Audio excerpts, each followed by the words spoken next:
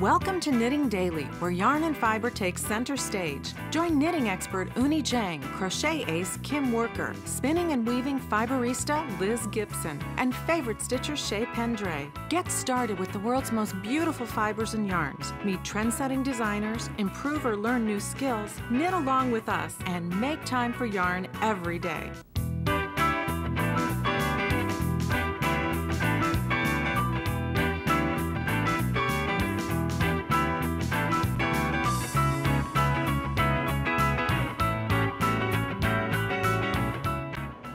Hi, I'm here on location with Kristin Nicholas, knitwear designer, yarn designer, book author, and she's here to talk to us today about her incredible color sense. Hi, Kristin. Hi, Kim. How are you? I'm good, thanks. How are you? Good. Great. So let's dive right into color work. Okay. I know it's very intimidating for a lot of crocheters and knitters. How do you pick colors? Where do you start? How do you combine them? Well, I like to look at nature and get my ideas first from nature, and then I also go to art. But what I like to do is combine a lot of different colors together. So if you can see from this sock, this is color blocked. So basically I'm knitting one color at a time in this sock, then changing colors, doing the heel in a different color, doing the instep in another, and then picking up this color and drawing it back.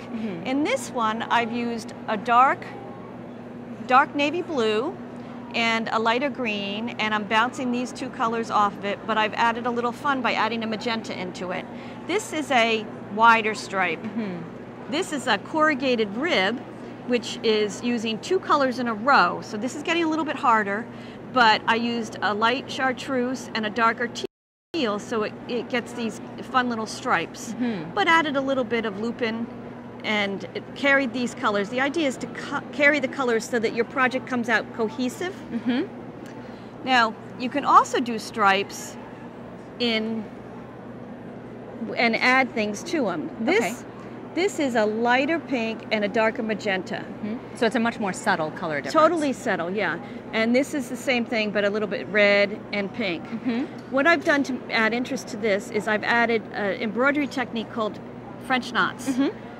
You would do them on fine stuff, but I use double strand of a knitting worsted. Okay. And I count my stitches and put my French knots on, going every 3 or 4 stitches. Okay. And now this is an example of duplicate stitching and knitting. Right. Which you'll also be demonstrating for us. Yeah. And so now, how does that work? What does that entail? Okay. Duplicate stitch is just what it means. You're duplicating the stitch with an extra piece of thread, and it's another embroidery technique. So it's done after you knit this entire glove, then you went and did the duplicate stitch. So it on looked top. very plain. It was actually knit, as you can see in the thumb, it was knit in the red and the brown. Okay. And then I added the orange and the chartreuse to really pop it up. Oh, that's great. Now, show us how to do that. Okay. This is my little swatch, which is knit in Fair Isle, which is 2-color knitting. And as you can see, it looked like this. Okay. Yellow and green. And these 2 colors do not look like anything because they're very close in value, lightness and darkness. So they don't look like anything. But you can take that motif and you can trace around it with duplicate stitch, and then you start popping it up. It sure does. And it becomes a totally different animal, and it's duplicate stitch when you're doing it on Fair Isle almost has like a therapeutic kind of needlepoint feeling to it. Okay, because you're following the lines you've already created. So I'm just gonna start in the beginning. I just take a couple of stitches. That'll hold it. Okay. I come up in the center of my stitch, and I go under the loops of the legs above. Both loops, yeah. And I pull. Okay. Okay, you don't want to pull too tight because it'll get bunchy. Okay. I go down and I come up in the next one. And as the Fair Isle chart that I followed when I was knitting makes it really easy to follow this. Okay. And that's it. Excellent. Kristin, thank you so much for being here You're with us welcome. today. Thank you for having me. Take care. Oh, before I forget, I'm sorry. Let's take a look at these amazing sweaters. So now this scarf and these sweaters are also an example of doing the color work in the beginning and then adding a lot more punch after the fact in embroidery. And you can see some examples of these in the books that you've written. Yes, exactly. Yeah. Excellent. Thank you so much, Kristin. You're welcome.